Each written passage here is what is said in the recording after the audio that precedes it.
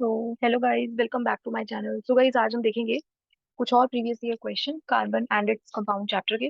सो देखते हैं क्या क्वेश्चन है। So the question is, explain why carbon forms compounds mainly by covalent bonds. So alright.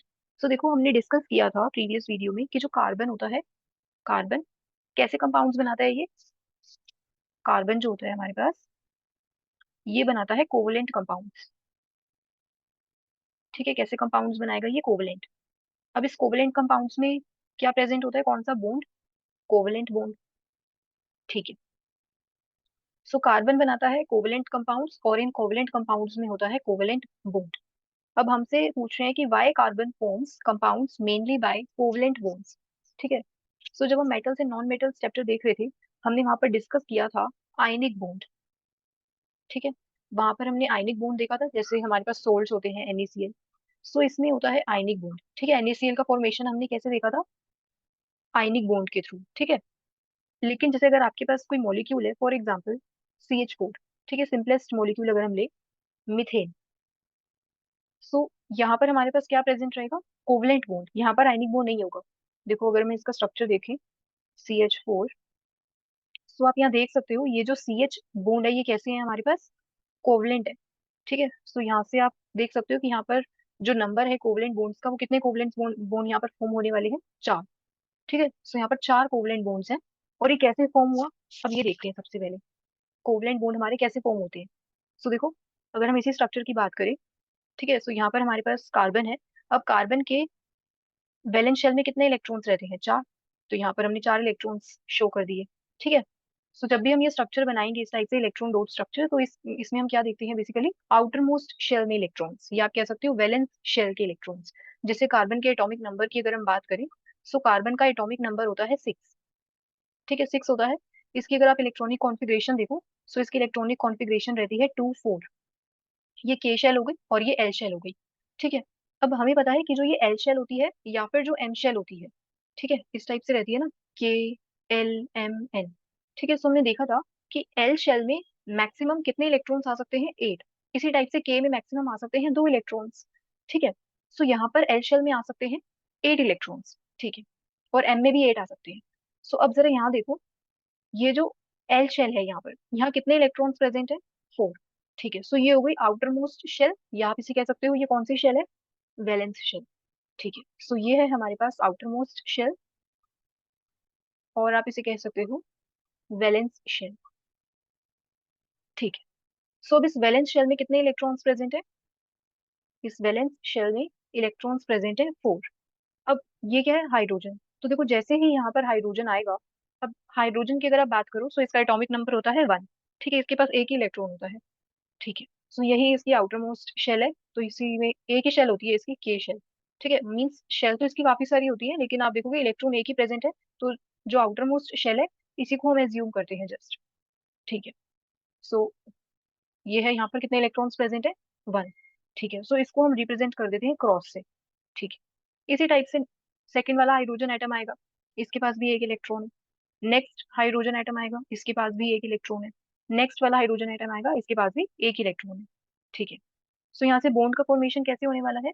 देखो, इस टाइप से, ये नेक्स्ट CH बॉन्ड, ये नेक्स्ट, और ये एक और CH बॉन्ड। तो इस टाइप से कितने CH हमारे बॉन्ड्स बन गए? 4। ठीक है। और इसको हम देखें, अगर हम कार्बन की बात करें, तो ये इस टाइप से इसके इलेक्ट्रॉन्स हो गए। देखो, यहाँ पर इलेक्ट्रॉन्स कैसे हमारे, आप देखो कि इलेक्ट्रॉन्स जो है वो कैसे डिस्ट्रीब्यूट हुए। जैसे अगर हम NaCl की बात करते हैं, तो NaCl में क्या होता है? देखो, जो NaCl है, इस सोडियम के ऊपर रहता है पॉजिटिव का चार्ज, इस Cl के ऊपर रहता है माइनस का चार्ज। अब ऐसा इसलिए आया बिकॉज जो सोडियम था, ठीक है, सोडियम एटम ने एक इलेक्ट्रॉन लूज कर दिया। ठीक है। और इस क्लोराइड ने एक एटम एक्सेप्ट कर लिया। एक एटम नहीं, एक इलेक्ट्रॉन। ठीक है, जैसे सोडियम है ना, तो सोडियम बेसिकली क्या फॉर्म करने वाला है? Na+। ठीक है। तो यहाँ से जो सोडियम है, ये एक इलेक्ट्रॉन लूज कर रहा है, और जो Cl है, ठीक है, वो एक इलेक्ट्रॉन ये एक्सेप्ट कर लेगा।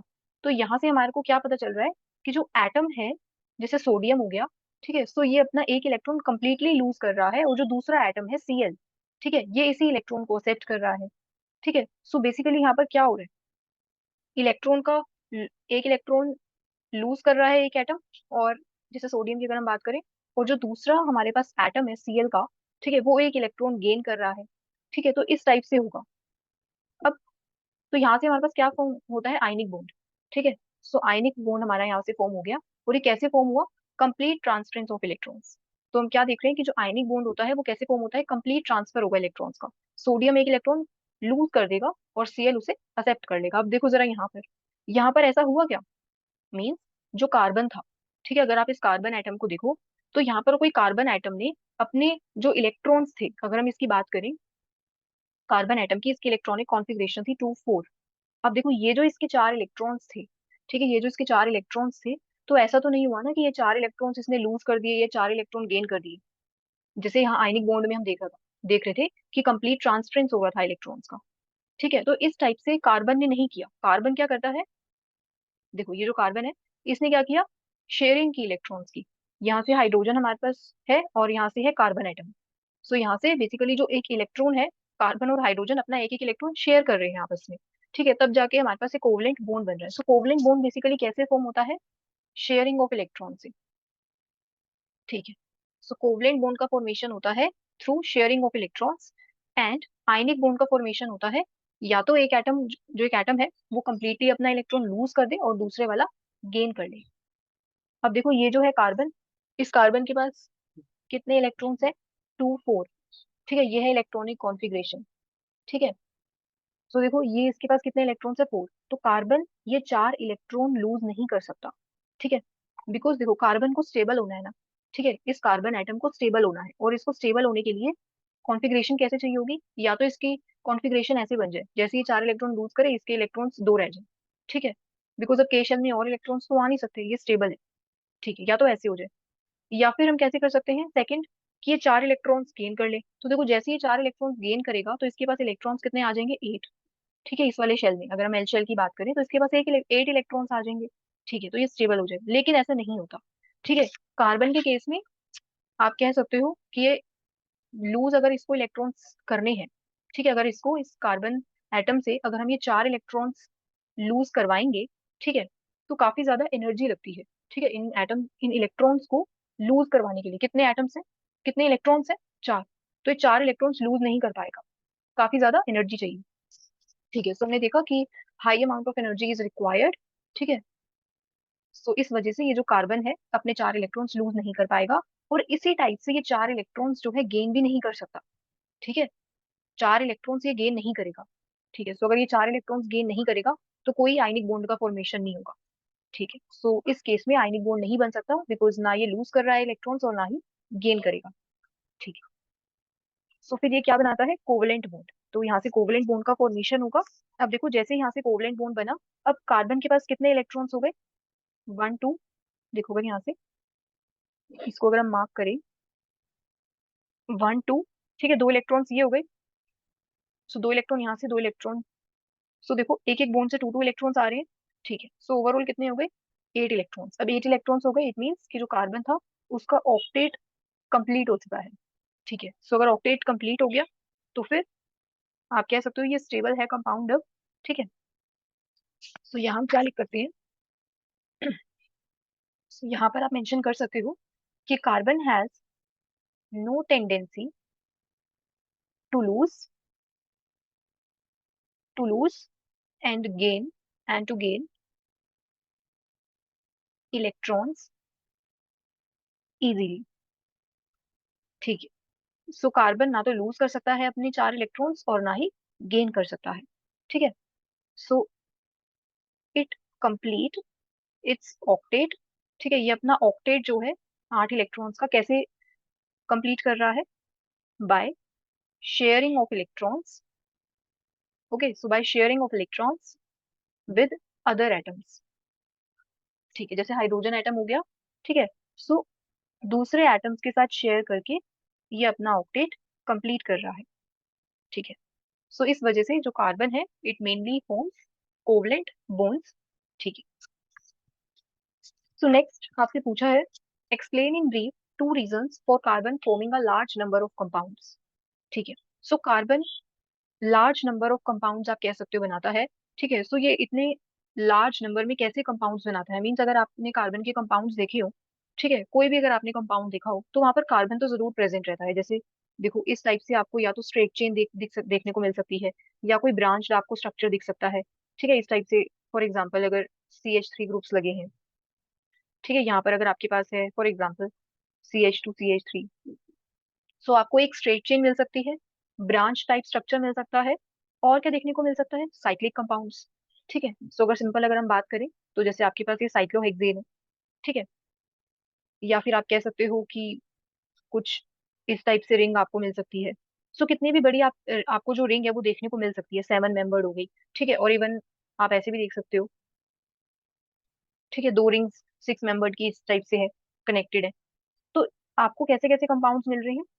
सो हमें 3 टाइप के, आप देखो बेसिकली हमें कंपाउंड्स मिल रहे हैं। कार्बन कैसे 3 टाइप के कंपाउंड फॉर्म कर रहा है, एक तो स्ट्रेट चेन, ठीक है, स्ट्रेट चेन हो गया, और ब्रांच चेन, और नेक्स्ट आप कह सकते हो कि साइक्लिक कंपाउंड्स फॉर्म करता है। ठीक है, सो अब ये कैसे फॉर्म करता है ये देखना है हमें। ठीक है, सो हमें रीजन बताना है कि एक्सप्लेन इन ब्रीफ 2 रीजंस। सो हमें रीजन बताना है। तो देखो इनका रीजन जो है, ठीक है, स्ट्रेट चेन का, ब्रांच चेन का और साइक्लिक कंपाउंड का जो फॉर्मेशन हो रहा है, सो इन सबका रीजन है कैटेनेशन। ठीक है, सो अभी कैटेनेशन क्या होता है? सो कैटेनेशन बेसिकली प्रॉपर्टी होती है ये कार्बन की।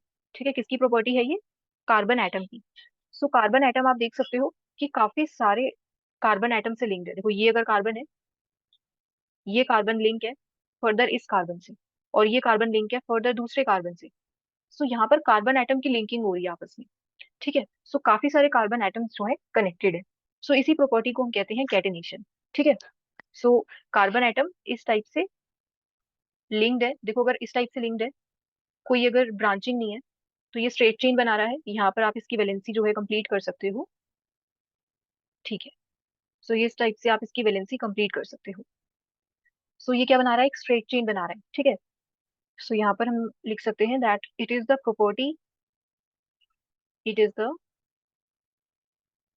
प्रॉपर्टी ऑफ कार्बन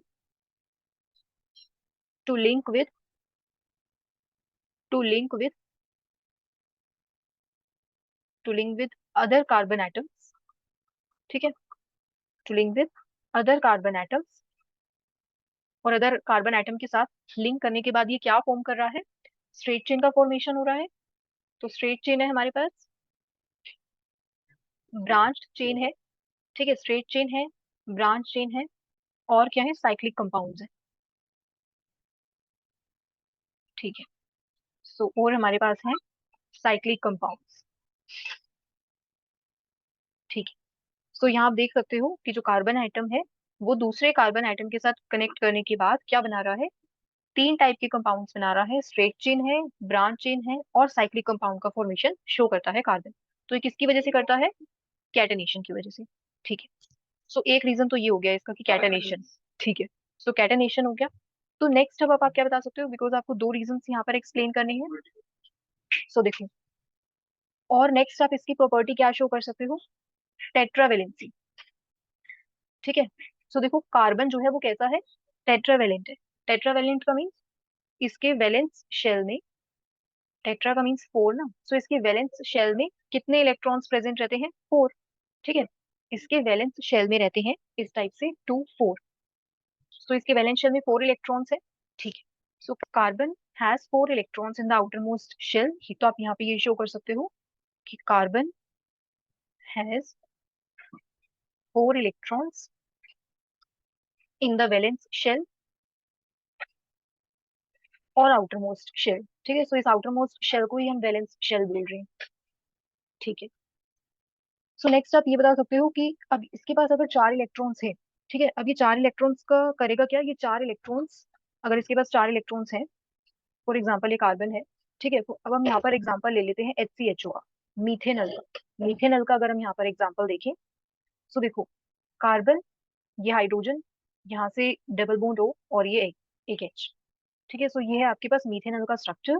और इस स्ट्रक्चर में आप क्या देख रहे हो कि जो कार्बन के पास 4 इलेक्ट्रॉन्स थे, ठीक है, कार्बन के पास जो 4 इलेक्ट्रॉन्स थे वो इसने शेयर किए दूसरे एटम्स के साथ,